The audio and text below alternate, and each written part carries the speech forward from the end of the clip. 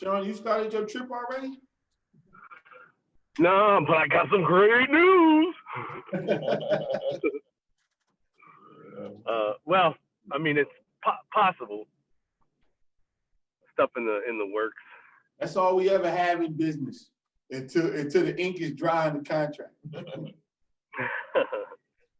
So don't worry. But no, I was running some errands and I'm stopping at the car wash here while I'm that's gonna be interesting. Trying to multitask. Hey, look, that's gonna be interesting. So make sure you mute yourself when we hear you go through the thing. Yeah. But no, it's always going to be like that. I mean, you're going to have some amazing meetings that you're going to know that it's going to be $100,000 contract, and you never hear from people again. You know, man, I just had this great meeting. I talked to them. Yes, we vibe real well, and this is good. And they like what I put, and I never heard from them. Oh man, someone had a better idea. Yeah, but then it's gonna be somebody like, oh, I don't think they like me. I think they hated me. I didn't do so well. They're gonna call back 2 days later, like, hey, we want to work with you. You were like, really? Me? It's just business. It happens like that. Yeah. It really does. Hey, Singleton.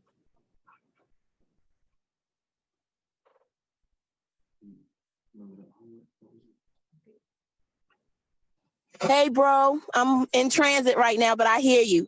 Okay, that's cool. I just wanted to say hello. Good evening, everyone. Hello. Catherine, are you there?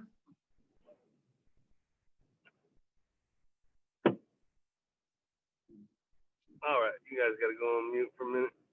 All right.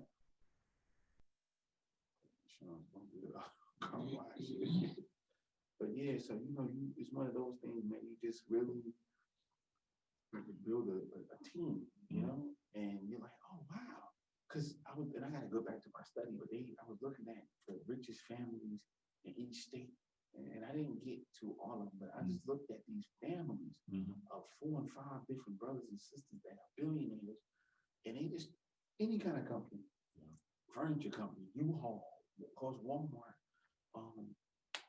Textile company, pharmaceutical company. These are family companies. Yes, that they created. Both say you buying their name. I think my name was on everything. I think my name was on everything. You know, I learned that from Tyler Perry. Tyler Perry was his name on everything. And look, and even this is our new logo. This is for my company. This is the H for House Washington. That's cool. You came with that? Yeah. That's cool, man. Well, she did the drawing, and we actually got a professional to, like, she did a preliminary drawing, and then a professional finished it. That's cool, man. But this is our logo right here. Yeah. Yep. So, it makes you, that first thought about, remember FedEx? The arrow in FedEx. Did you see the arrow in FedEx? What arrow? When you're looking so closer, and then you found it. Yeah. So that's how that is an idea. Yeah, this is our family emblem that we created because that's how important it is. Hey, Brown family. Hey, sir. How are you? Hey, doing well. All you guys got a chance to vote? Yes. We did it yesterday. Okay. Wow. Hey, Catherine. Hola, senor. Do you have an album Starve shirt on? Yeah. I do actually. Yeah, you guys check your vote. Check your ballots. Somebody said something to me today. They were saying here in South Carolina that certain people's early vote wasn't counted, and yeah. So they sent out a link where you can search and see. And of course, I'm thankful that mine was counted, but it was a few people that they knew, and I'm sure it was a few people they knew, and probably a few people that other people know that vote wasn't counted. So, you know, check that out. I know it's late in the game, but call your local people if you find something, you know, fishy. and get them to handle their business. Cause What's the link that you use? one of those things, man. For South Carolina, Emerald, can you put, is there any way you can put it in there? For South Carolina people? Like she searched, now, there are some people, for some reason, when they sign their name, they didn't get someone to witness it. So that automatically kicks you out. If somebody didn't witness when they signed the name? Right. Oh, Yeah. interesting. I thought the witnessing thing was because they have a part at the top or on the back of it if you did the after the mail in. Yeah. Where you can put a mark. So like if I broke my arm or something, I write a mark, then my witness is the sign that I really did. I didn't take ours as meaning that I needed to have a witness for my authentic signature. Yeah. Wow, that's amazing. Hey, Joanna. Hello. Kimberly, Shaitan, how you guys doing? I'm doing well. We can all think of something very simple and make it easier. And we better go through that, right? Yes, Lord. I mean, in my mind, this should be like a debit card. How many times do you pass your debit card out to people? Yeah. Randomly. You don't do it, do you? So why don't you just give me a card that is signed to me, and that same card I can use as my voting. Yeah, just go swipe it or something That's like it. that. Swipe and keep doing it. Just like the debit Yeah, card. it makes sense. So Makes now sense. no one can hack into it because I gonna I got the code. But that's too simple. It's too simple. Yeah. Simple people. They gotta complicate things. You guys enjoy your weekend? Headed up to now. I know you guys standing in line, voting and going through all the foolishness over the weekend. Did you guys do your homework this weekend? One smiling, two smiling. Two smiling. Which means I'll get back to you. Where do you want your business to be in 2 years? That's the homework. Wait a minute. Where do you want the business to be in 2 years? Puerto Rico. No, not like They say Puerto Rico, that's a good place to be. In Puerto Rico? Yeah. That's still America. I know I had some things happen on my job that made me motivated to get on top of what I didn't do over the weekend. So Gotta do it. That would do it. And actually, I had some thoughts last week as well. So technically, I did my homework, but I think for me, it was and is. Let's put present on that. It is a little difficult to really like identify the timing.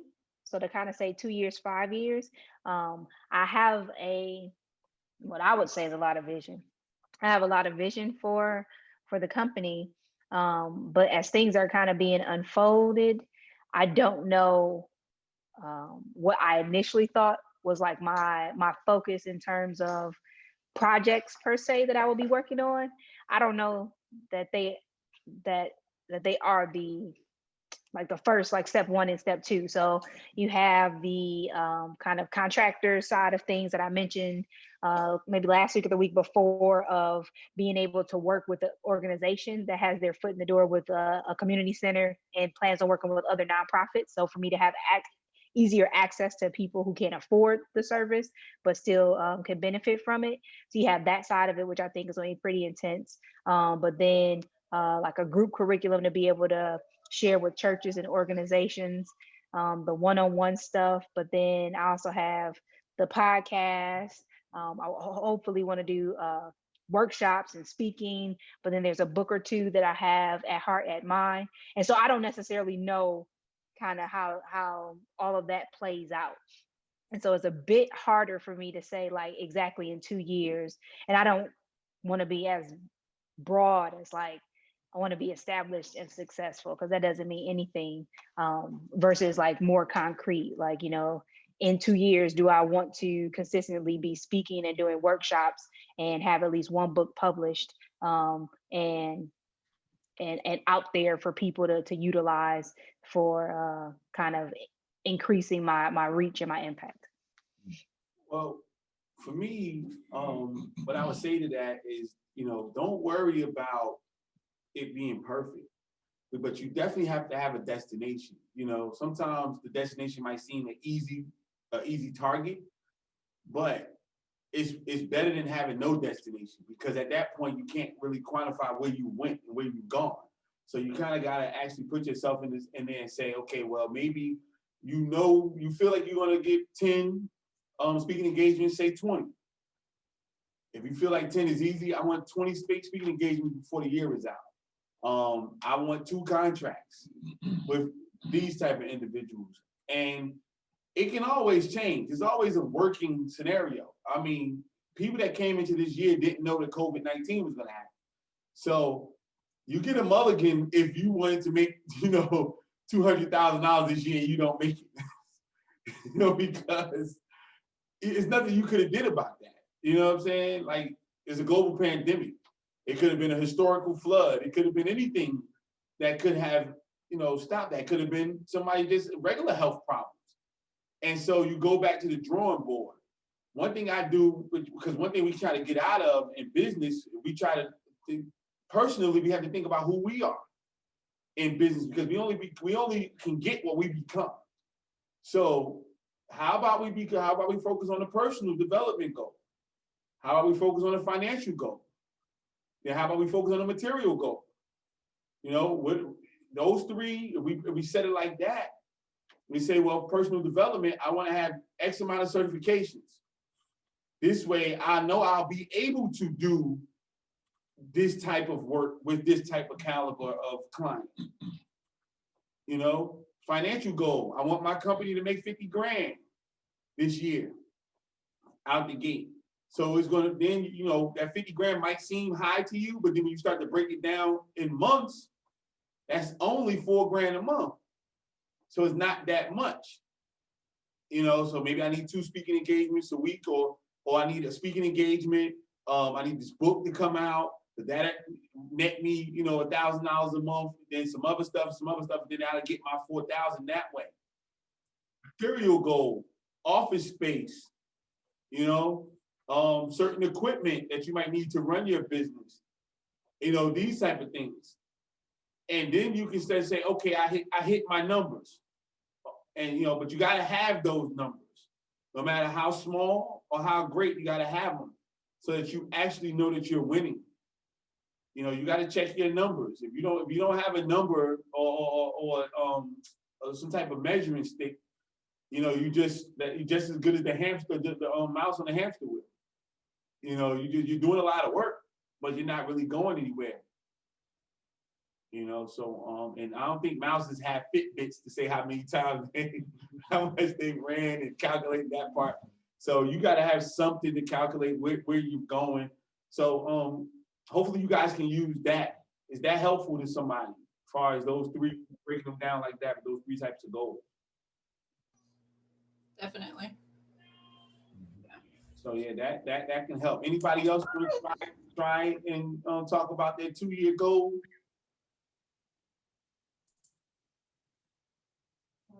Sean?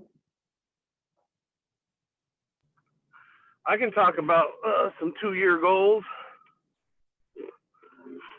So part of what happened just recently is I reached out to a production, this lady that works for a production company reached out to me. She friend requested me. I looked at her profile and I checked out who she was. And I just sort of, responded back, hey, thanks for reaching out. Just something really casual and whatever. And she hits me back up and she's like, hey, I'm in the reentry space and I'm trying to do blah, blah, blah, blah. And she's like, oh, well, I have a project that we're working on with people that are coming out, but getting partnered up with roommate situations that are coming out of prison. So somebody's basically volunteering to roommate or offer a room up in the house to somebody who's coming out of incarceration to kind of help them out. And they're doing documentary, they're filming footage of this for a documentary. And so my wheels are turning, right? I'm like, oh, I got all these ideas.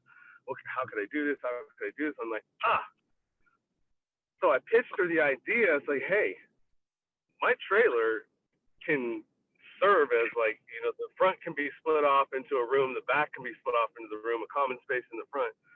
And I can also use it as a proof of concept for my own re-entry philosophy. So if I can get them to follow us around, that can give me credibility. And then also on the back end of this, I want to use this sort of as like, because there's so many of these trailers that are like abandoned, right? Some of them are horribly shot out, but there are some that can be repaired or salvaged.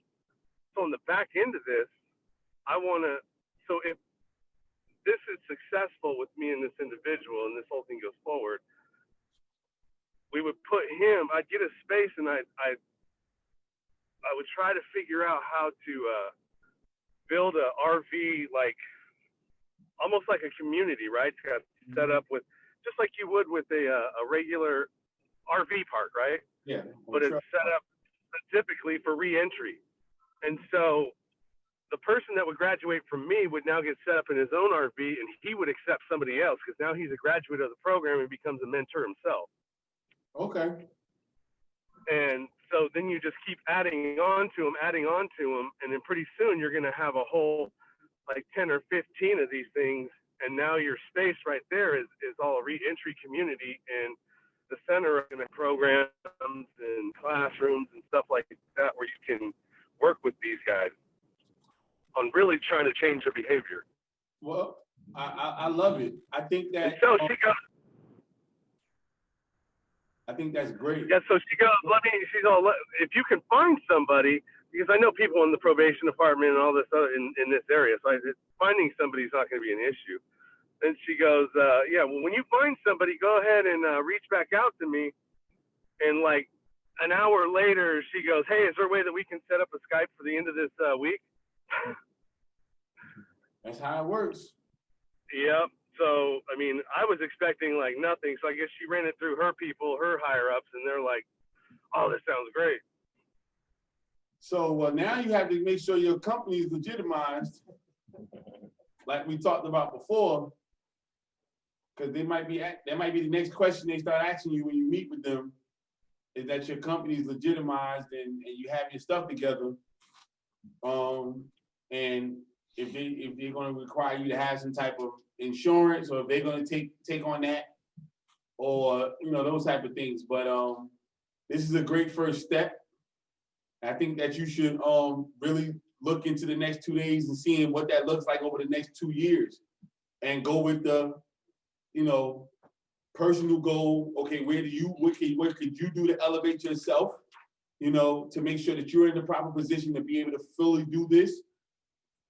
Financially, what is it going to cost you? Then maybe to make sure your company is where it needs to be, or what you need to get from them, because they might be the people who can fund this thing and say, hey, well, I'll give you stuff for food to help these people out. Maybe it's funding for that. You might be the person to go get more trailers, So are they willing to do that? Are they willing to create a grant scenario and write your company in it and do that situation? How much is going to cost? The more information you have to bring to them is going to make you more valuable. Say, hey, this worked. However, I look, if we can do 5 more of these, it'll cost me 25 grand. They write that into a budget. It might can give you the 25K. And not only that 25K can consist of a profit for you, as well as having the money to take care of infrastructure and everything else like that. So, and then again, that encompasses the material piece as well. So marketing materials, things that is going to make you more marketable to other places like that. So think about those scenarios within that in the next couple of days, because we're going to come back to you on Thursday Thursday we're going back into groups again. But I want to come back to you on Thursday and see what you thought about. And this is going to help, because we actually have a marketing project that you guys are going to do. And this is, I love it. Everybody give Sean another one of these. But no, that is wonderful. And we're talking about your SWOT analysis today. And we talked about that earlier. We was gonna go and do the SWOT analysis and talk about your strengths, weaknesses, opportunities, and threats.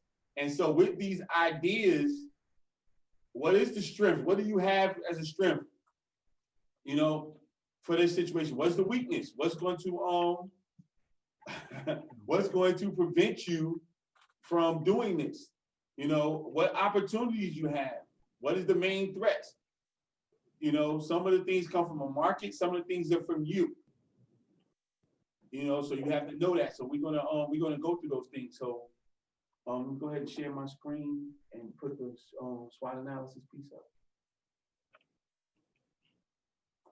Yeah, so I really like that. I think this is gonna help you guys tremendously going into this. Because this, if you don't know what your 2-year plan is, this will help. You start looking at your market, start looking at your strengths and weaknesses, and then you'll start saying, okay, but you gotta have something. I've done business for years with just getting up and hustling. And it was cool because, you know, not a lot of people around that do the same thing you do. But at the end of the day, when you're trying to start dealing with the big boys and girls, you know, you kind of got to have a plan. And you want people to give you money or to invest in your project or your product, they're going to want some money from that. I mean, they're going to want you to be, hey, how long is it going to take for me to get to this point from A to B so it can help me? Angelo, you want to answer? Okay, you good? So we're talking about your marketing plan. Your marketing plan is your blueprint for success. It will guide your business promotion activities, your business's promotion activities. So this is your SWOT analysis.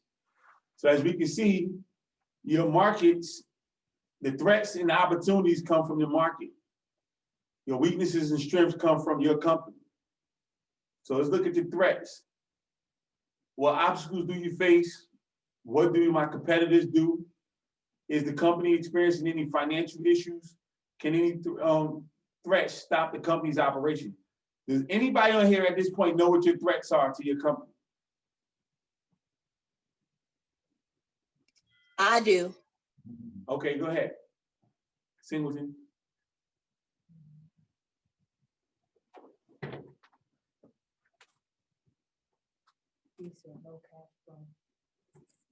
Low cash flow. Okay, B, I saw that. Jay, for me, it's monthly capital to keep my overhead costs paid for. And yeah, that would be probably the main one. So I think that would go more so under weaknesses than threats. Okay. So changes in technology, if you're not keeping up the pace as far as like on my end with the things that we do, it could be an external threat if you're not staying on top of things. Okay, yeah. Now, the reason why I say that, things, and I know you see the financial issue portion. So it's saying, are you experiencing any financial issues? That will probably, it's coming from the market. Are people not buying your service? Are people not coming? So when you say every business, every small business, let me just pull that right here for you. Every small business experiences cash flow problems. Yeah. That's the number one thing. All small businesses need cash flow to stay afloat. So that's, you say COVID-19 continuous pandemic into the near future. Okay, that's definitely one. This pandemic is definitely something that nobody can help. What about the opportunities for the market?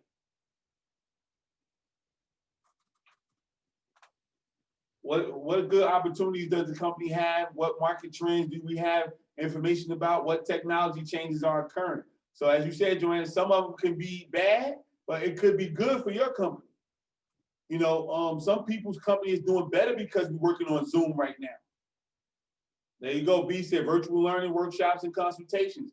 Look, we're on a class right now with people all over the country, literally. Beforehand, it's just people that was here geographically. Now we're able to do work with people from all over the country. So that's an opportunity, you know. Singleton, let's go back to you with your threat, because I wanted to make sure I answered your question, and I want to help you at the same time. This is where you start to look for clients, not customers. Because when you get that client, you make sure this person is somebody's paying you monthly to cover your expenses. When we just talk about profitability, if your expenses is $500, you shouldn't be doing nothing that's less than, okay, well, if it's gonna take 2 clients to do that, I need at least 2 clients to make sure everything is good. And I don't need them for 1 month, I need them for 6 to 12 months. So at least I know I got half the year or a whole year covered. So I don't want us to make something that could be a small problem into a big problem. We got to break it down into small increments like that. Say, okay, all my stuff is $1,000.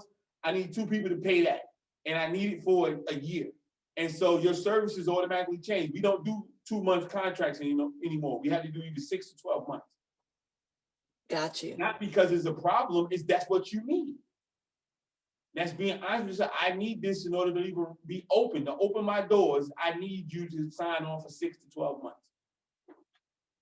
Otherwise, I'm driving myself crazy. Understood. All right, that makes sense to everybody? Yes. All right, so weaknesses.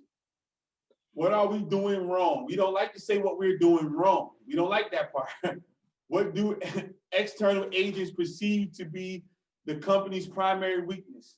What factors negatively influence the sales or development of the project? We talked about the image last week, your company's image. You know, you can't get $100,000 contracts looking a certain kind of way. And I'm not saying how you personally look, but if your website is crappy and they can't understand what they're getting from you or the service you provide from your website, they'll probably go on to the next company. If the presentation of your proposal is not up to par, they'll go to the next company. You know, so what is that perceived weakness from external agents or potential contractors? You saw this a lot, Angelo, when people came to you with their stuff in hand, and you're like, they don't know what this stuff, they don't know it. But it was lucky they had you, because you'd be able to tell them.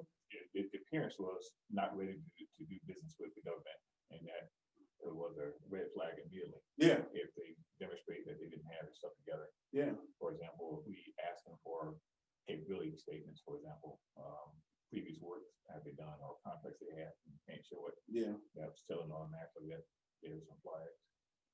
And the important part about this is look on the other side where it says company. This is internal stuff. This has nothing to do with other people. And we have to blame ourselves for what we need to blame ourselves for. Because a lot of times it's everybody. It's the city we live in, it's the weather, it's so-and-so don't like me, it's everything but us. And so that's why it's segmented like this here. Because this has something to do with you, not somebody else. So we need to make sure we understand that. Now, Angelo says something about a capability statement. We want to go a little bit further with the capability statement, letting them know?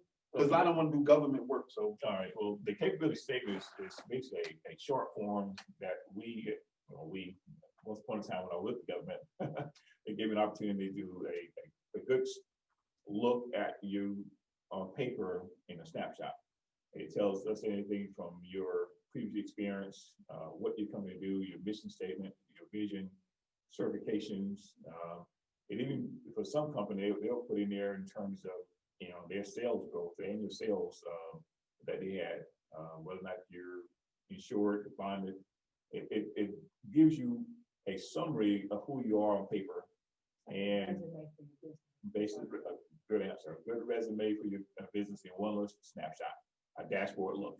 So we can take that immediately and say, oh, this is the type of company we're looking for, without looking at 4 pages of brochures and that sort of thing, or even going to your website, because it's all there in one piece.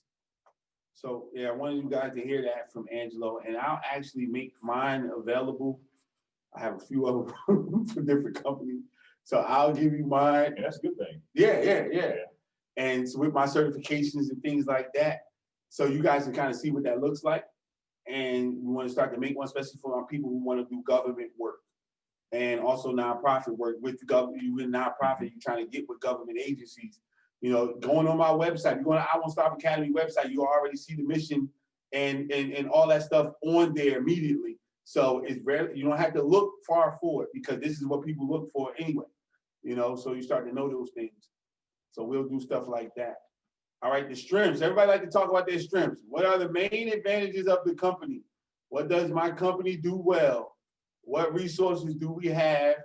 What do we consider to be our main strengths? What elements influence the development of a sale? Everybody's going to go in there and talk about this part right here. You're going to tell everybody, but a seasoned supplier or purchaser is going to want to know the other parts, because these other parts doesn't automatically disqualify you. They want to know how you handle that adversity.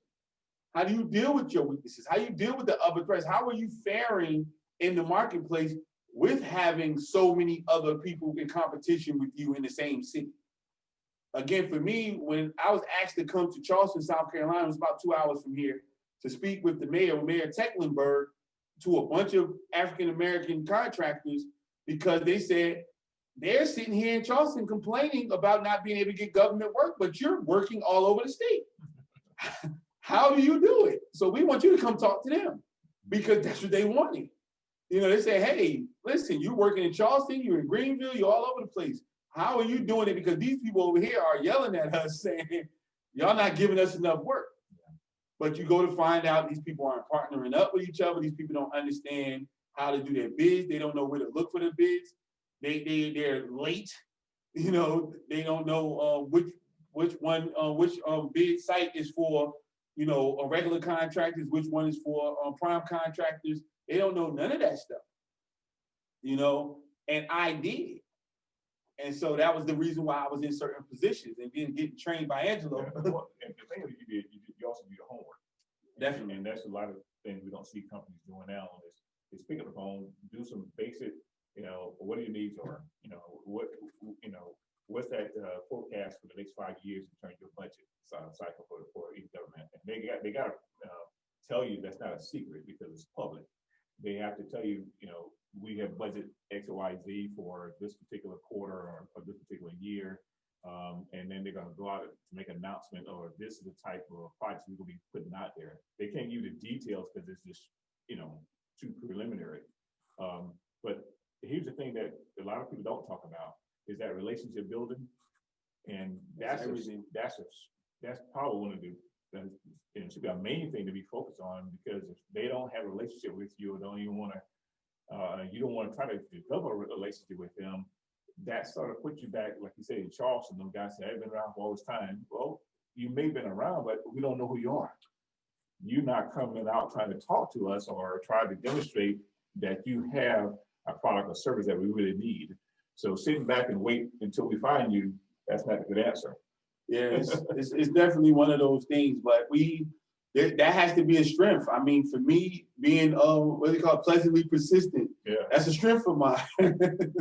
So, you know, I might get, other people probably would call it aggravating, but no, I've literally showed up. I've gotten wine.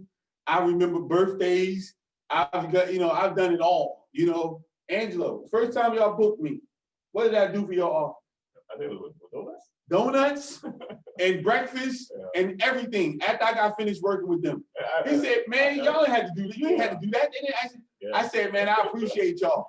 You think they were gonna forget me? Nope. After I got them orange juice, coffee, donuts, and danishes and stuff like that? We didn't forget it. This is real business. But again, that was impactful. Yeah. And that demonstrated that you're ready to go the extra mile, and you demonstrate that you appreciate, you know, the client.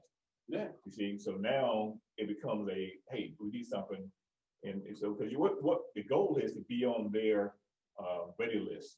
What I mean by that is, when they think about a project, say about they're trying to do a website in Lewis, and you want them to be, hey, I know Lewis, right? You don't want them to go in the phone book or online trying to look for a company.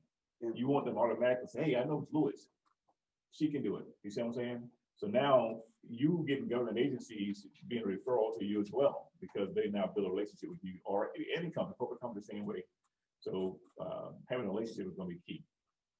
So yeah, so any questions about the SWOT analysis? And we're gonna go, you guys are gonna get all this, but it's gonna go with this your homework that you're gonna come back on Thursday and get in your groups with, because this is really important. You guys are gonna do some your own outline and your own marketing strategy plan.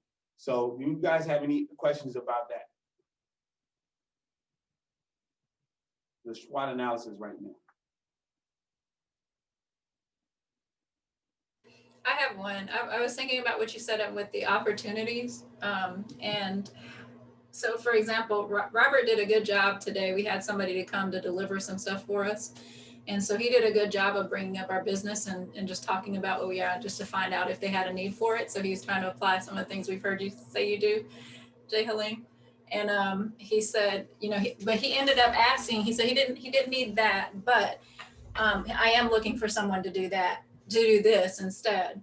And so we're going to talk some more about what his needs are. And I was curious on the opportunity section with you guys, how do you, I know we have to be ready to pivot and do something different if the opportunity arises. Do you sit down and kind of revamp things then, or I guess it's just an opportunity. If the opportunity arises and you can take care of it, you just jump on it if you can. But there's also benefit, I would think, in if you're planning, okay, I want to make, like Singleton was saying, and you're explaining to her, hey, if you want to make X amount this year, do you sit down and kind of regroup everything and then decide how that fits into the bigger picture? Definitely. And then, okay. Because so for us, being perfectly transparent for this year, my year did not go nothing like I anticipated. I literally had a book tour set up. I was supposed to be all over the country doing stuff with my book. All that stuff was eradicated, right? Conference. Yeah, conference. My conference. I was supposed to be in DC with MUSC. I was supposed to be in San Francisco at the beginning of June, everywhere. And none of that happened because of COVID, right? But I had my plan, the same plan I told you. I had a 3-pronged plan for personal, financial, and personal development, financial, and material. And what happened around about June, around my birthday time, we went to on vacation.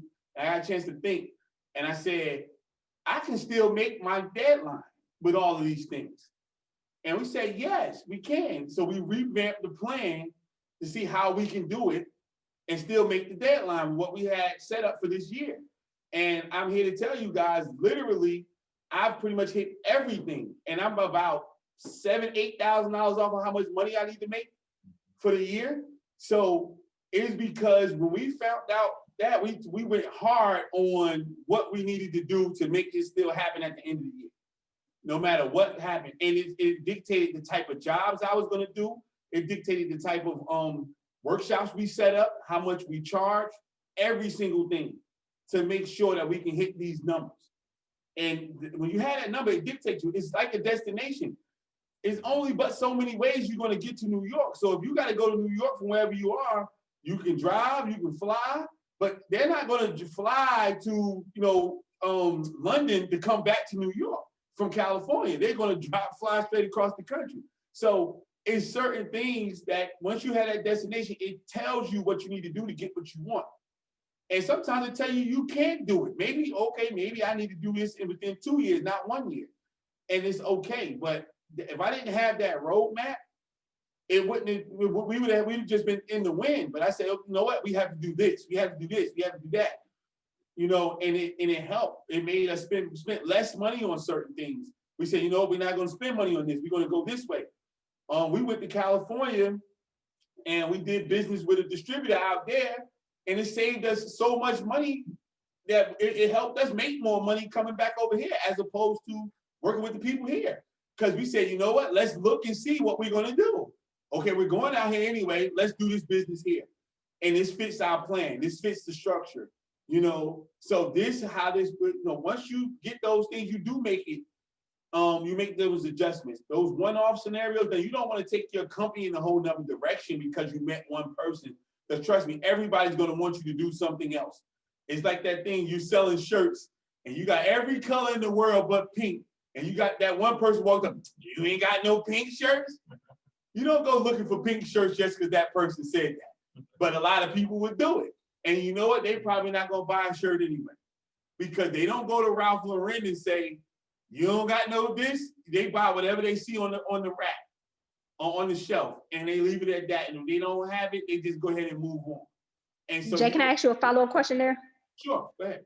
So I know you utilize the shirt analogy often, but can you dive into the difference and how do you navigate? Say, for example, what Johanna is expressing is her being exposed to a new opportunity that she hadn't considered before. So yeah, can you speak about it versus like, oh, now you guys want me to do online too? Okay, I guess I'll add this. So not that versus oh wow, here's something new. Oh well, see, that's where we are now with the promotions and apparel piece because of our trip to California. And we met distributors and we got a chance to sit down. They're like, well, all the stuff you're doing, you need to do this. And so I said, this is me. I'm not doing nothing else.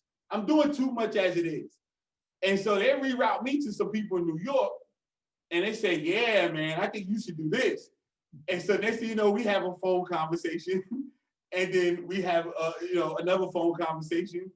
And now here we are, distributors are over 6,000 different manufacturers because it worked. But I've been down there on the negative side where you're working with a client and they might be what you think is a big ticket client and they come up with the foolishness midstream. You know what? We want you to do this type of work for us now. And you have to stand your ground and say, you know what? Y'all not paying me enough for this, or this is not beneficial to my business model. It's extremely important to understand what fits your business model. See, this fit our business model because now we get a chance to build a business structure without just us. We can actually employ individuals to do what needs to be done. And it's more back house work as opposed to front of the house work. But if it was more of me having to be out front, outside of selling, which I love to do anyway, I couldn't do that no more. My business model couldn't stand any more of that. But we made 200 brochures and sent them to individuals and they're bouncing off the wall like, oh my God, what are you guys doing now? This is amazing. With the other thing, I would have had to go and press up shirts, do this, do all this other stuff, go around. I wasn't doing no more of that. I'm wiped out with that. And I understood what my business model was. So yes, to answer your question about sometimes you get those individuals on the fly where you're working, let's say for your company, you might be doing finances. Right? For people, you got your situation set up. You're like, all right, I'm going to work my plan. You're going to work my plan for 6 months. And then 3 months into the 6 months, they want you to go ahead and do that credit thing and do some other stuff. And you're like, that's not what I do. And then your workload might tell you that's not what I can do because I got 6 other people just like you that we're managing. And I'm on tilt with them. And you're only paying me $1,000 a month, but to do that, I'm gonna need an extra $2. And you know this client is not gonna pay you an extra $2. But just because you like them and they like you and they met your kids and, or go to church with you, you say yes and get yourself into a buzzsaw for the next 2 years. And now you're frustrated about work that you actually love, but you're doing something that you hated for 2 years because you say yes to one person that you really shouldn't have said yes to. So if on that same scenario, that may be a future potential pipeline where that growth potential will be there. So in other words, she may have 2 clients a day, but it may morph into now 20. And she has capacity. Now she can also shift and adjust. Definitely. So, and I would take baby steps with that. Yeah. Sort of like what I'm doing. So right now with the other company, we know that it's set up to actually take credit. We actually set up to do like net 30 payments, but we're not doing that until probably the summer of next year because I don't want to deal with that headache right now. I'd rather work with just the COD clients for the next 6 to 8 months and understand it before I go ahead and start working on those individuals. So you take the baby steps into that next situation. So if it's something that you think you can handle later on down the line, sometimes you can do something small for free or for lower pay, so you're getting paid to learn it. Or pick up something and say, well, it's something. If you have a company, you have 4 or 5 other people on your staff. I'll take on this so we can learn it, and I'll let my company stay here because I'm not going to confuse my staff. I'll take on that job. So like our staff doesn't deal with that part right now. The one staff we already have, we just brought on 2 interns, and we're working on getting another individual to deal with that company. But anybody who's already been working with me, not going to deal with that because I don't need them getting confused by that. We have to understand it to a certain level ourselves. So we're bringing in other individuals who actually deal with this supply chain management, those type of situations, so that we can handle that. We brought somebody in to do, the data entry, the phone scenarios, documentation, things of that nature. But anybody who's doing anything else, I'm not bringing them into that because that's going to cause confusion. They can't go from a media company to go into this part. It's a whole nother thing, and you just have to know that about your company. That makes sense?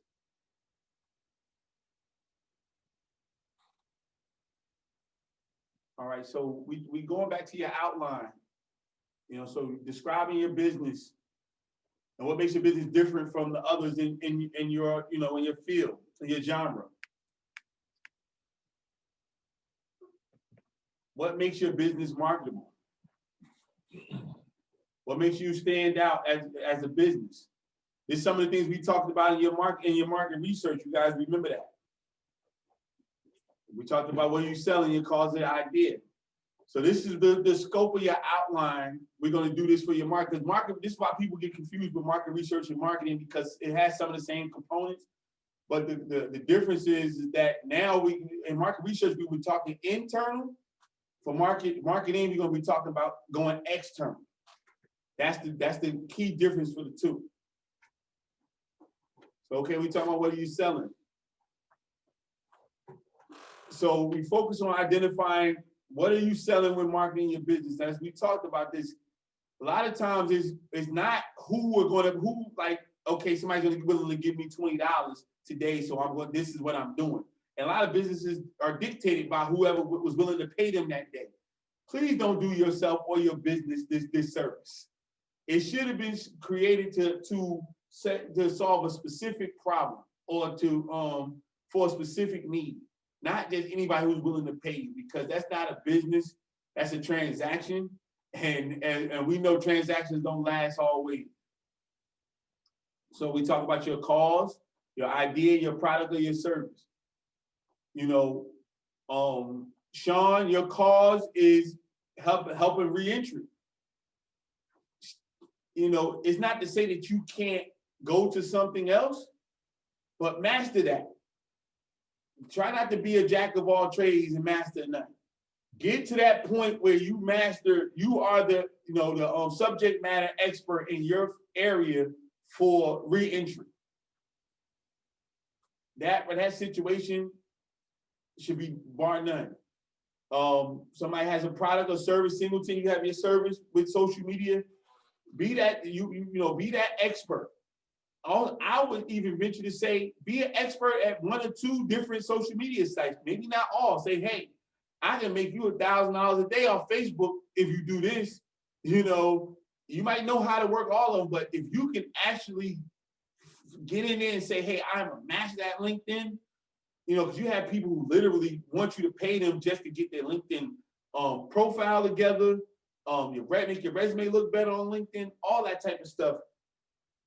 That start filing it down, I promise you start seeing more return. So with this information in place, you can look at each marketing tactic and make sure you're on track. We're about to get into your marketing tactics. So we're gonna make sure your goals are well defined and they tell you which direction you want to go. Didn't we just talk about that? Like, we don't want to go on this track by ourselves, man. Set your goals up so at least if you're in your car and it breaks down, you can still walk in the right direction. Or get on a train in the right direction, or jump on a plane, whatever the case may be. You're sticking out your thumb going north, not going south, knowing you're not, going in the right direction. Again, we talked about that before. Who are you selling to? Decide who your business catered to: women, men, children, age demographic, or organization. Again, I can't stress this enough. You don't want to be all over the map. whoever's willing to give you money. Most of the time, these people are willing to give you money today, not all the time. You know, doing business with Angelo's old office, I still do business with them from time to time, but I'm doing business with other people just like them because I know that's my demographic. So if it's not them, it's another office just like them, maybe in another city, maybe another town, maybe another state, but it's offices just like that. So I haven't had any issues getting work because I can say, hey, I've done work for this place here. They give me a good recommendation and then move on. As I said, the more detailed you are, the more likely you are to reach the right customer efficiently. I'm supposed to have a guest today. She's not here. I don't know what happened, but she might come on the next class. A young lady named Catherine Spotacenta. She is from the city of Columbia. I mean, the city of Camden. Okay. She's supposed to pop in tonight, but again, because of my work with the city of Columbia, with the county libraries, with the state of South Carolina, with Charleston, with other cities, she said, hey, I want to see what you guys are doing so we can do the same thing for the city of Camden. This is what I'm talking about. This is a direct illustration. And before this class is over, might not be this one, she might come on Thursday. She will show up in the class, but she's getting a chance to see what this looks like to see if they want to do, if their city want to do business and do the same class for them. So it's the same exact thing that I'm telling you guys right now. I know exactly who I'm selling to. And so now we just bring them in and do the same situation. So list as many target customers as you need. This is important. If you don't know who you're looking for, good luck finding them. You know, good luck finding them. So before we move on, any questions about that? Because this is real, again, going back to who your customer is, that's extremely important. You don't want to remember, you guys remember my video with the guys? And I'm looking for everybody. You know, we know that that wasn't right. So are any of you getting any closer to narrowing down your target audience?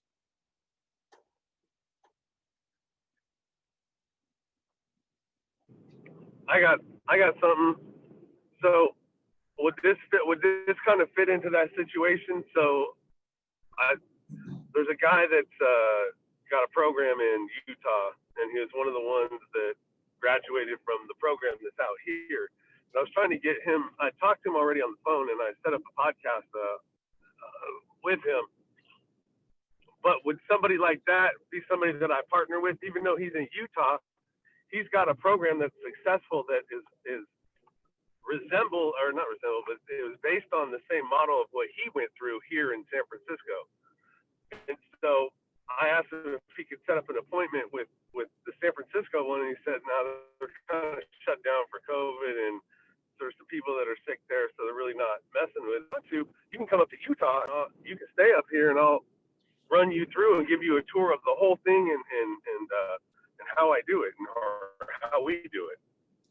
Yeah, that's a great situation. The world is smaller now. Like, you know, the world is smaller now. We can't think about, you know, your certain markets. You definitely have to think about right here. Like the Browns are doing the cleaning business, so you're not cleaning all over the world with them. Shatan sells real estate, but in the consulting space, she can do consulting everywhere. But in real estate, she's going to be selling where she is locally. But if you're doing a business that you can do all over the place, I think, Catherine, you're doing services back in Texas and you're still in California. So this is just the world we live in now, man. You know, long as you're capable. I mean, you have mental health individuals are doing, you know, virtual meetings now, and so that's just what it is.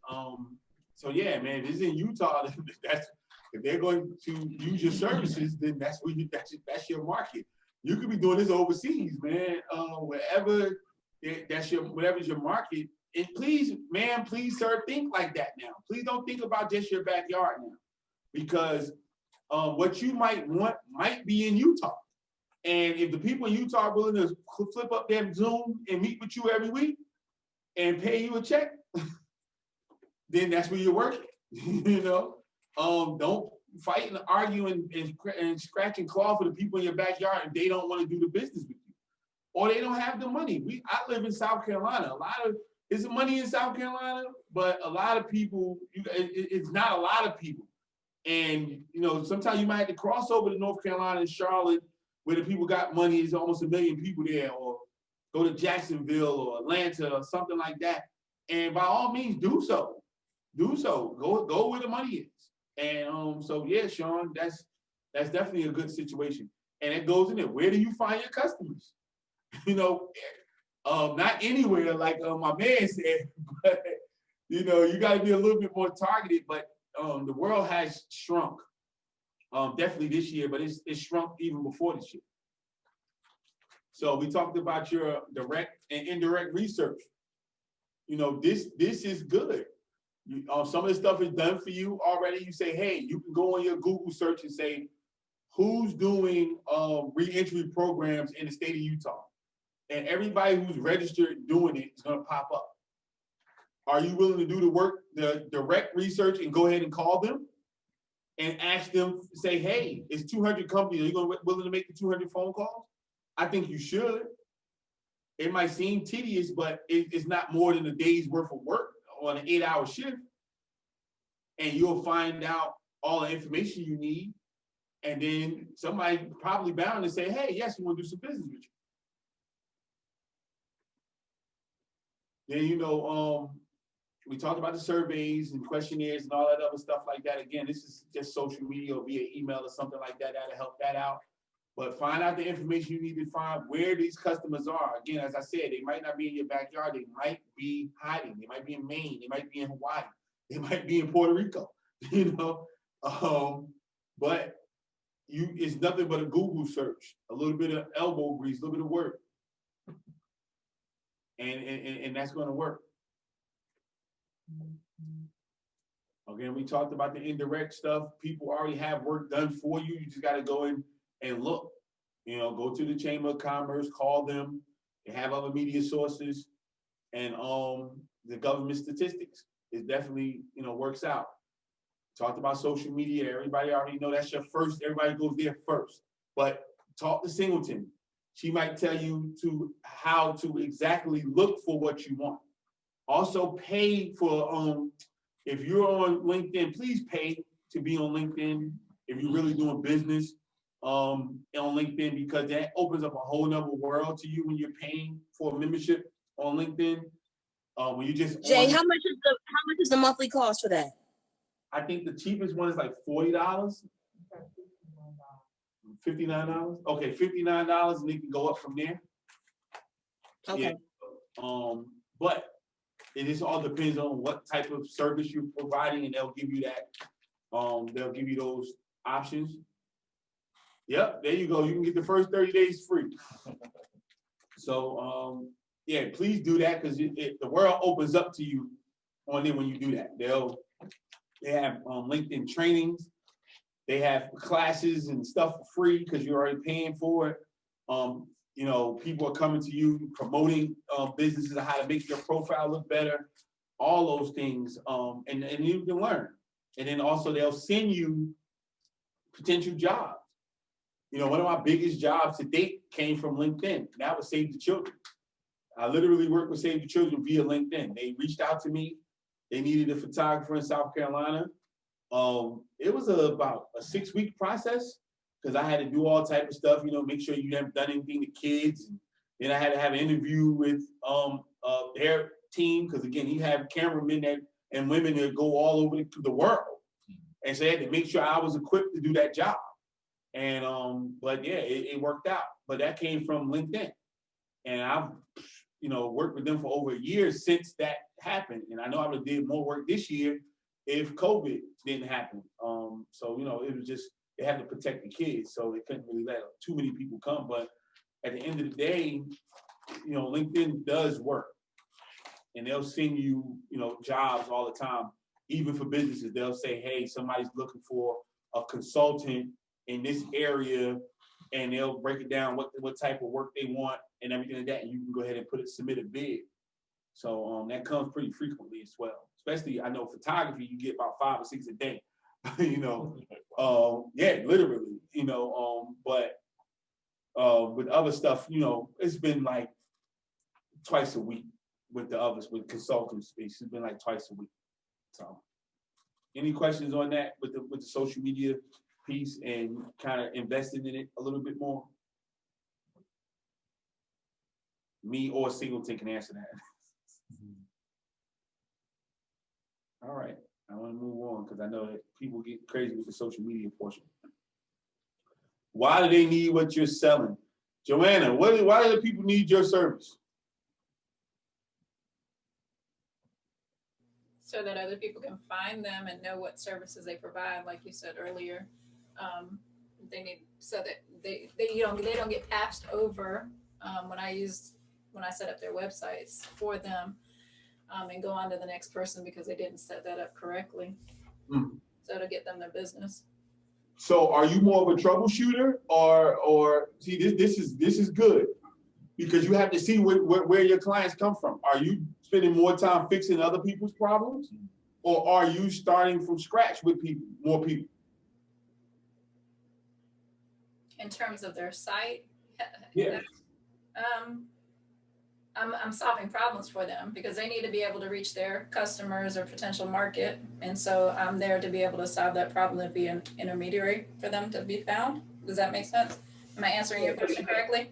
Oh no, that makes sense. I was asking another question. You were saying sometimes like they'll go someplace else and then you'll be fixing like they didn't get everything done properly, so then they got to come to you and you make it right. Yeah. And so I wanted to know if have you been seeing that you get more of those clients with fixing other people's problems, or are you getting a lot more people working with you from scratch from day one? I've been doing more from scratch up to now. Okay. Yeah. That's good to know. That's very, very good to know. Yeah, I was gonna say if she was fixing other people's problem, like in the contractor world, when you get another contractor, another contractor's bad work, you know what he does, right? He charges you. Yeah. You don't pick up and say, "Oh, I'll just charge you right now." He charges. Yeah. They charge you full price anyway, and even though you're not doing as much work, but then you also created another lane for yourself, because now you can consult those people who are not doing as good work as you doing. Right. Those individuals start becoming your clients as well. You can start having classes, because obviously they might need some work. So when you start to do the math and see how that's coming, that's why I asked that question. You start seeing other potential income streams for yourself without you already doing it. Again, my other business with the apparel and promotions came from people here in South Carolina. People say, "Oh, your shirts cost too much money," right? But I want to make my own shirt. Okay. And so I get upset about it years ago. And my client base, I watch my numbers, people back home in New Jersey buy my stuff, people in California, people other places that don't have a problem with spending a certain amount of money for good quality products. And so, but the people here always want what I have. They want wristbands, they want marketing materials, they want all this stuff. And as soon as I showed them that, I'm their best friend again. So I knew that it was a window for that, but I just never wanted to. Once I got out of my feelings, I said, "You are my customer. Now I can take care of you and still take care of the same people I've been taking care of." So that was one of those type of situations. So you have to kind of know that. So we talked about this before. Will your business provide education, entertainment, or become a utility? Again, we talked about our cell phones with this. That's one of the perfect. This is the perfect item, because on your front page it gives you all of that. And so you already know that this is why all of us got one. Some of us got 2 and 3 and 6, because it's a perfect item. And then you keep buying it again and buying it again because it gives you all those at one time. If you can get all 3, I think it's a perfect business. But if you can just know that you master one, you should be in good shape.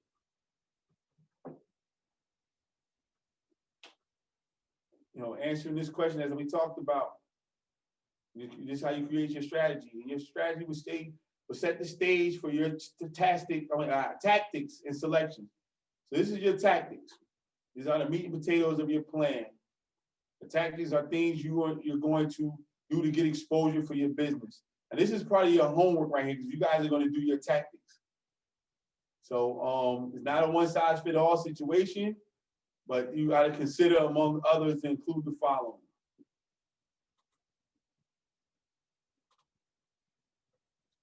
Look at those right there. So These are tactics: seeking customer reviews, writing and distributing a business announcement or release, creating your Facebook page, using Facebook advertising, using Twitter effectively, creating a Facebook group, doing podcast interviews, pursuing local, regional, national media attention, doing radio interviews, building an email list and sending regular newsletter, going to virtual or in-person trade shows, creating a Google My Business account. Now, let's walk this down real fast for a little bit. Now, who done some of this already so far? All right. So I know everybody got a Facebook page, but you created one for your business. I have. Okay. All right. So who knows about writing and distributing a business announcement or release? Who's done that for their business yet? I have. You have? And for other business. Yeah, Okay. I've done public relations before. Okay, so for your business that you have now, have you done one? For New Hope Digital Yes. directly? No, I haven't done one for New Hope Digital, but I've done one for other businesses, like press releases. Is that what you Okay. mean? So who else said they done it? No one? All right, so this is extremely important step, because what happens is, because social media, we believe, unless we're like, because that's why I didn't put press release up there, because even you should be going to the local magazines, news, anybody, to let them know that you are in business in that city or that state. You should be letting them know. Like, you shouldn't just be there saying, like, if you have a restaurant, you should let everybody, you should write an announcement about we're opening up. The newspaper, you should be doing that. If you're providing website services, I was saying, put that out there. Don't just rely on Facebook and social media to do that. I don't know how many people use Twitter effectively. Twitter is great. It's a great tool. It's more noise than Instagram and Facebook, in my opinion, especially if you're an older individual and you want to get down to brass tacks. Serious people are right there on Twitter. Do you agree with that, Singleton? Because you're the expert.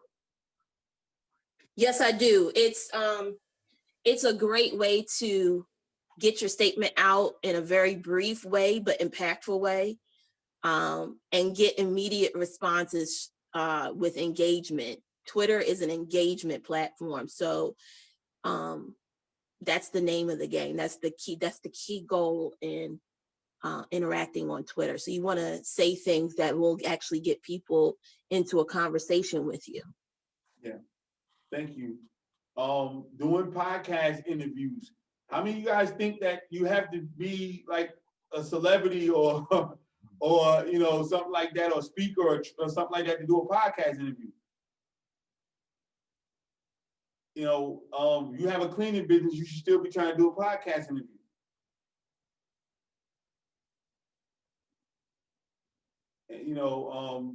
You're a consultant, you're in real estate, whatever you're doing, you should do podcast interviews. I know B said he did one recently. He got asked to do one recently, so that was good. Also, Where do you look? Oh, sorry. Go ahead. Go ahead. I was going to say, where do you look for like those opportunities for podcasts? Great. I don't really listen to podcasts myself. I would like to get into that though. Okay. Well, the right place. Go ahead, Sean. Oh. I said, well, luckily you're in the right place. I know exactly where you can go to get those. Sean has a podcast. I have a podcast. So you're in the right place. But if it's a serious podcast, because everybody kind of have one, but LinkedIn, individuals, you probably can look up that on LinkedIn, Facebook. People have their podcast business pages and things of that nature.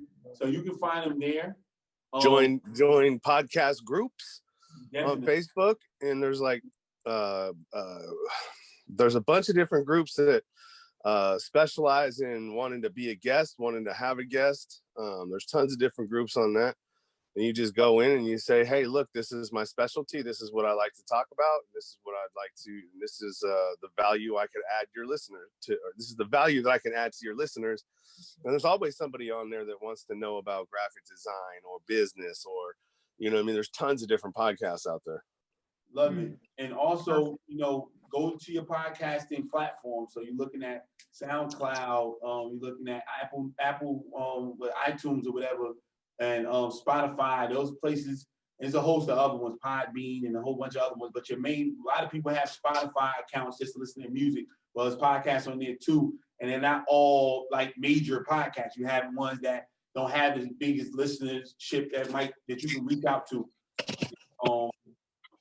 You know, Singleton says she do Facebook Live interviews for the women's organization. That's something that can be on there too. And this, you can add that as something in your tactics as well if you want to. If something that you do or you're going to do, because going on the next, you're going to see your outlines. You're going to just say pick 4 for the assignment. So again, building your email list. I think I skipped a couple, but I'm gonna get back to those. Building your email list and sending regular newsletters. People not just sitting there asking what you're doing. You gotta let them know what you're doing on a regular basis so they know. Also, pursuing local, regional, and national media attention. Oh, you got to go ahead, Singleton. Yeah, so I wanted to make a piggyback off of what you're saying about doing interviews and stuff. I think that is so impactful to do some sort of interview piece, whether it be with an unofficial or official or major outlet of some sort. Like during the pandemic, I did Facebook Live interviews I did about 4 or 5 Facebook Live interviews. Even I just did one last week, which I mentioned in last week's class, which was kind of an unofficial type of interview. But a friend of mine who's another business owner in Baltimore, she does a weekly Facebook Live series to promote her business. And so because we have a great relationship, she brought me on. So I say all that to say is that when you do those types of interviews, see if you can actually get the content. And what I do is either I re-upload them on my YouTube page or I chop it up and put it on Instagram. So it's so impactful because it's its own promotional piece. So what you can do is take it, chop it up, and then use it as a promotional piece for yourself. So you definitely want to find a way to do it. And low key, you can honestly, if you want to be real slick about it, just a little strategy, you can interview yourself with your phone in your living room. Just look, make it look nice, look cute, beat your face, fellas, get your line up on, turn on a nice little ring light so you can look pretty, and interview yourself, and then chop it up and put it on your page. There you go. You have promotion. That's all. So Singleton?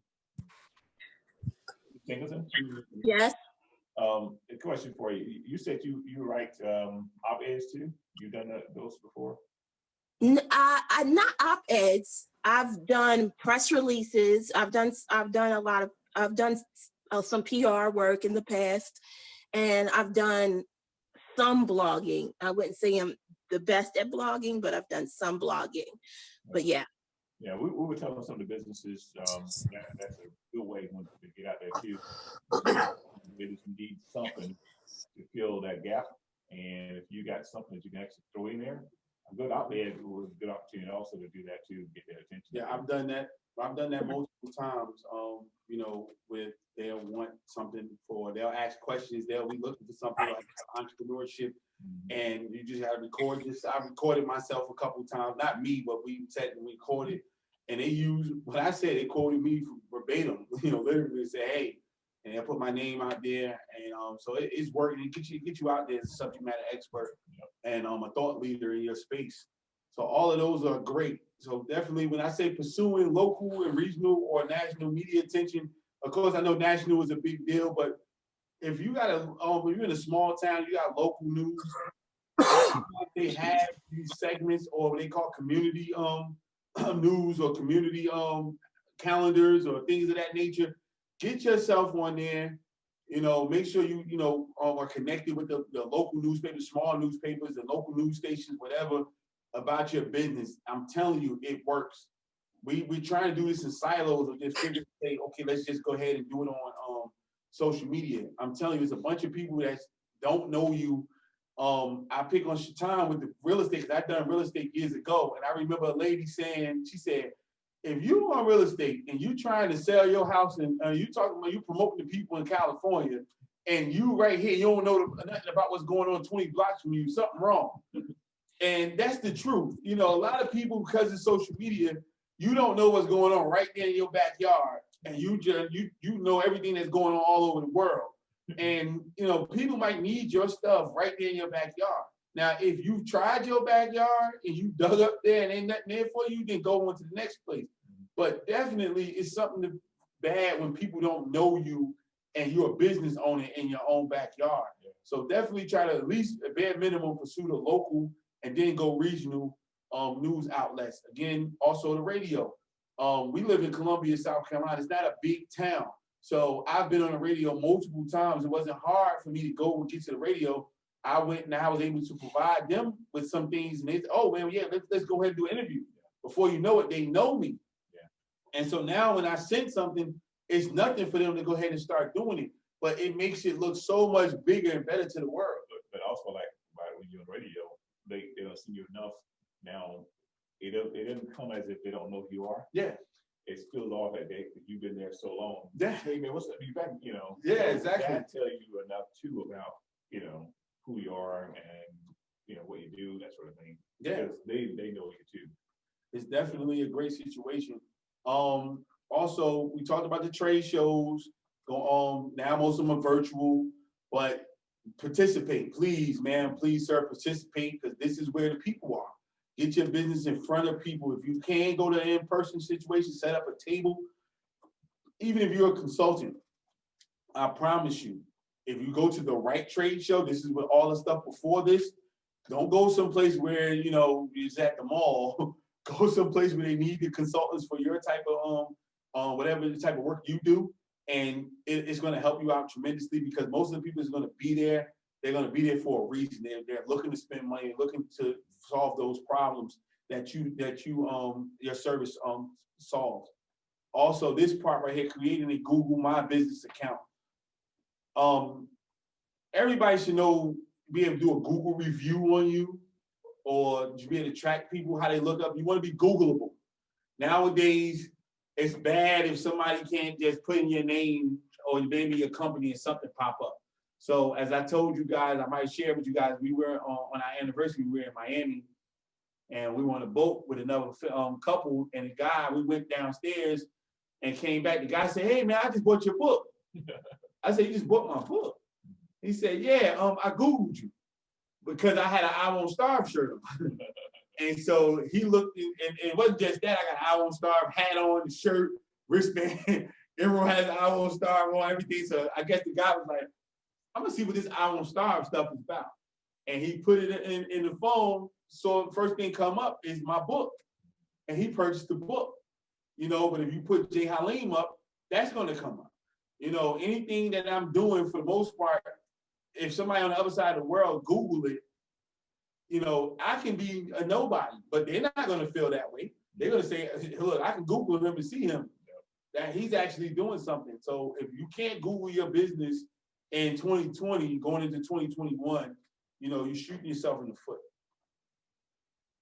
Any questions about these tactics moving forward? Because anybody concerned about one of these tactics?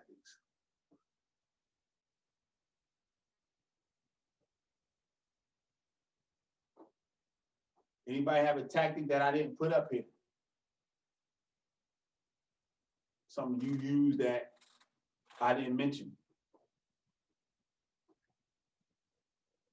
Outside of beating up somebody and making them buy your products, that's not really a tactic. I'm going to say that's not really a tactic, or not a tactic you want to put down in your business plan or your marketing plan. I have a quick question. Okay. The writing and distributing of the business announcement, is that just going to local media? I know later on it says, you know, pursuing local, regional, and national media attention, but when you're writing and distributing this business announcement, where is it going? Okay, so you would want to send that to your TV stations, the newspapers, the sometimes you can do radio stations as well. But what that is, again, it's definitely an announcement. Some people have community calendars. Here we have a community calendar, right? So pretty much every news station has a community calendar. So if you have something going on, that's for free.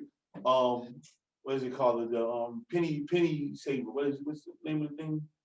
Penny saver. It's penny saver, right? Penny saver. Penny saver, those type of things. They have these type of situations as well. And that's an inexpensive way to make an announcement to circulate that you're opening up your business, you're having some type of event, those things. Because some of those people, believe it or not, don't look to get their information from Facebook. Right. Neighborhood newsletters. Yeah, neighborhood newsletters and things like that. They don't look to Facebook to know what's going on. Here's one that's been trending for a few years now, Nextdoor. You heard of them, right? Yeah, Nextdoor. And they're really pushing the business piece when people now who subscribe to Nextdoor, they are looking for certain type of business people who they can actually use within their community. So look up Nextdoor when you get a chance. I was just about to ask you about that because we were kind of in the process of working on that. We were still waiting on hearing from Richland County on the licensing end, which today we did get an email. So now we know what we need to give Richland County to be licensed. But that was a part of the process. So good. We were kind of working on that as well. Love it. So as you see, what is just describing what your tactics are, it should be tangible, help you achieve your goals. And then also you got to marry this with your goals. Depending upon what your goals is going to determine what tactics you use.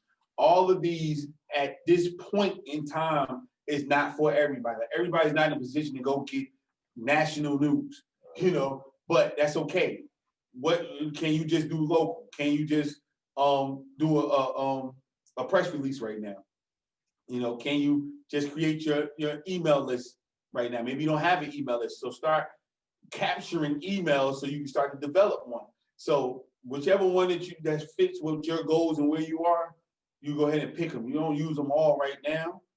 And for your work, we're not gonna require you to do that. Now this is the one everybody's scared of, the budget. You gotta call Catherine about the budget. So everybody knows, determine which or how of many of these tactics you can afford. So, that's going to shut down some tactics for you too, because some of the stuff costs you $2,000. You're like, nah, I can't do that one. Again, it lets you know. That's year 3. Yeah, it's year 3. I'll do this. But say if your budget is limited, select those you believe you will have the most impact for the least amount of money. That's real talk, but you have to do something. And you have to spend some money. I'm never going to tell somebody to do a whole bunch of free stuff because it doesn't get you anywhere. Start doing this, put a couple dollars into it. It's not all about money. If you can get with somebody, you can barter, you can provide a service and you can help them out and you saving each other money, but moving yourselves up the ladder together, great, do that. But you need to be giving something. You need to be giving something. This is probably the most important part of your timeline. It doesn't matter. That's why we talked about the 2 years. You got to put a time limit on it because you don't know how long. It doesn't matter. So you definitely got to know. Yeah, sometimes it's sort of misleading, Jay, a little bit too when we say that we're a team. Now, most of your team is probably 1 or 2 people, and that's a lot of work to do. But somehow you have to really start building your strategy, and it may take a little longer because you're only 1 person, or you got to borrow family members and hey, look, I need you to handle this, and you need to handle this, and you handle that. But you still can do it. It might take a little longer. Oh, let me help you out with the team portion, and that's great. I'm glad you put that out. Your team doesn't mean that you have a staff of people. So let's just get that understanding. Your team can be your accountant. You know, your team can be your banker. Your team can be your what they call it, the virtual assistant. You have a virtual assistant. Maybe you're paying somebody, you know, $200 a month, $150 a month to keep some stuff in order for you. You know, make sure your things are right. Maybe you have a graphic designer that you're paying. You know, they're not a full-time employee of yours. People get it confused because you need it's a full-time. No, you might have a graphic designer that, hey, I'm paying you retaining $200 a month or whatever, and maybe you got $1,000 a month going 5 different ways, and that's your team. Yeah. That's your team. Don't get confused and feel like you got to have all these people on your full-time payroll. No, this excellent strategy. Yeah. Which strategy you gonna go after? Then you assemble that team. Yeah. So you know you start, and then you still got to see. Well, I'm only gonna have her or him for this job because he can't really do this capacity for this, but they can handle that, and I'm gonna pay them $200, $100, or whatever, $25 a week. Sometimes it may be interns, whatever the case may be, but that's your team. Don't let nobody shame you because you don't have 10 full-time people. Forget that. You know, you still got a team. And one strategy we did with social media when we were doing a lot of when social media first hit the street, so to speak, came out. We did workshop, the government did, and every quarter I did at least one of those social media, how to do social media, what it's all about, blah, blah, blah. But we had students, graduate students coming in to teach that class. A lot of the older folks would be somewhat afraid of that social media, but they were teaching it to a point where they can actually make it look so simple. Yeah. So what I did, I told the businesses, look, guys, partner with these guys, charge them $25, pay them $25 just to get your messages out there, and just let them do it from their dorm room. Yeah. And now you don't have to worry about going to your office and doing it. They can just do it from there. Just let them know what you need to be done, said, and they can do all your social media blasts and sitting on autopilot and all that good stuff. Yeah, we have a DIY and free community now, and that just doesn't really work well with entrepreneurship. It's like a lottery. You might have 1 in 1,000, 1 in 1,500, 1 in 500 that make it all free, and then now you send a whole bunch of other people down the toilet with the free 99 stuff. Right. You got to pay somebody, and even if it's a college kid, you want to give them. I paid my college kids in food, and they loved it.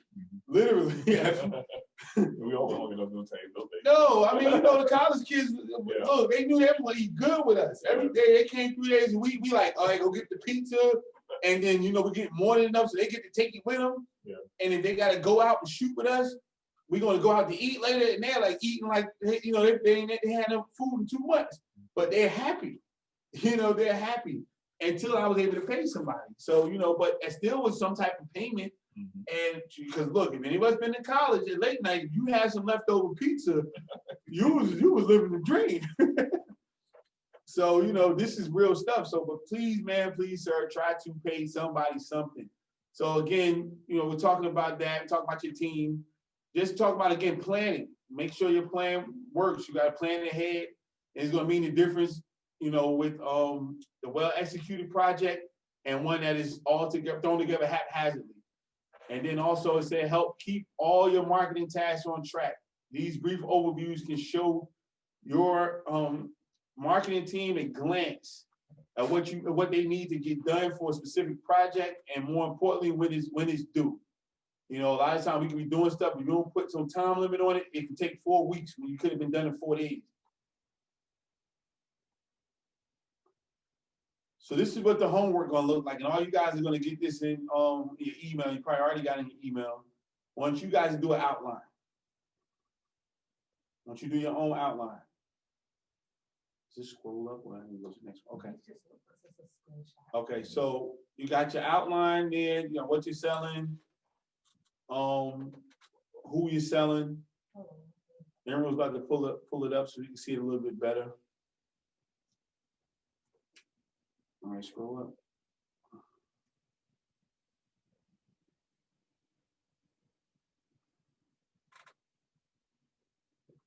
So, all right, you get your own, where you find a customer, why do they need what you're selling? This is back to the I'm going dark right now, y'all. I'm tired. the entertainment, education, that piece, and then you got your tactics. I said 4 of them, not all of them. To just pick the best 4 for your business, and then a budget. It doesn't have to be a real number, but you know, you don't want to tell everybody your business, and I'm okay with that, one way or the other. But then you want to put a timeline on it. What you're going to do within the week, month, what have you. I don't know if this is enough space on here, but you know, you kind of got the gist of it. And if you want to do it in another format or you know, off the paper, just be willing to be ready to talk about it and be ready to share. Because we're going to get into groups on Thursday, and we're going to work this thing out on Thursday and get some real live feedback from your classmates, being able to tell you what they think about your outline, do you understand your outline, what you can change, is it, if it's just great and it's perfect. You know, we're gonna be coaching each other on Thursday. But I think this will be a good exercise. But the beautiful portion of the part about this portion of this exercise is that you can keep using this forever and ever and ever, amen. You know, because you can just keep plugging away at it. You know, this is not something that's just for now. You can take this with you and keep using it over and over and over again, you know, because it's going to change. Once you hit some milestones, your marketing changes. Once you have a different idea, your marketing changes. You make more money, your marketing changes, you know, so you start doing that. You know, I did this year, I think we planned at the beginning of the year to do about $3,000 on Facebook for the year. We said we're gonna do $3,000 just on Facebook. Now I blew that because we probably had like 3,800. So Yeah, because it went up because of COVID. yeah, oh yeah. So Emerald said it kind of went up because of COVID. So we had to do a little bit more online than we anticipated. And then we had some different online stuff where I do a lot more in face-to-face selling. So I probably wouldn't have needed to do so much stuff online. That was in my cap. But I didn't expect to hit the cap. But I just said, okay, I'll be okay if we got there. But we went over there nice. We went over there nice and smooth. We still got 2 months to go. This one the next month. So I don't know what's next, but you know, that's what it is. But I remember when I didn't want to sell nothing, but I didn't have a budget for it. But in the grand scheme of things, that's literally like $300 a month. So that's not a lot. That's $75 a week. You know, some big businesses do $750 a day, I know of, on Facebook ads and marketing. Now, I can't afford that, but I pray to get to that point where I can. So, you know, because it works when you start to, all these social media sites, Singleton to tell you, have like their own little Da Vinci code. Once you've spent enough money and spent enough time on them, they kind of let you crack the code and start giving over to you. But you got to do it. YouTube is probably the best one because they're honest with theirs. You got to have a certain amount of followers, subscribers, and do a certain amount of business a month in order for them to start letting you make money on your YouTube page. And they'll tell you what that is. Yeah, subscribe and like. Yeah, but that's what I'm saying. But at least they're upfront with it. Exactly. You know, every other one is kind of cryptic. You know, so you kind of got to get a professional to let you know. You know, somebody who actually know. But YouTube, you can just find that out, and you just got to put in the work. Does this make sense to everybody? Everybody good? Anybody got any questions about the homework? We're not gonna do the Q&A today because this is you know, election night. I want you to be with your family and watch and see what's going on with this circus we call America. And you know, y'all pray for Emerald and I. Will be traveling on Thursday. We will be broadcasting from New Jersey or New York, wherever we stand, on Thursday night. But I had death in my family, so we're gonna be up there supporting my family for the weekend. And we'll be back Saturday evening But yeah, we'll be going out first thing in the morning Thursday. So we will be broadcasting, but we're gonna be doing our classes. But y'all pray our safe travels and you know, all that good stuff. So Thank you, Kat. thank you, Kat. But yeah, you guys go ahead and be with your families. If you guys don't have any more questions or comments about what we have, but you know, you'll always hit us anytime behind the scenes or call us, whatever that stuff. And we're here for you. But yeah, we're gonna shut this down, get home to our babies and watch the circus and see what happens after 8 o'clock. You look, you know it's been a circus this year, man. This has been, I've never seen this. And hopefully never see it again. yeah, hopefully never see it again. So this is nuts. But thank you guys. Man. And you guys have a good one. And reach out to us if you need us. Thanks, Satan.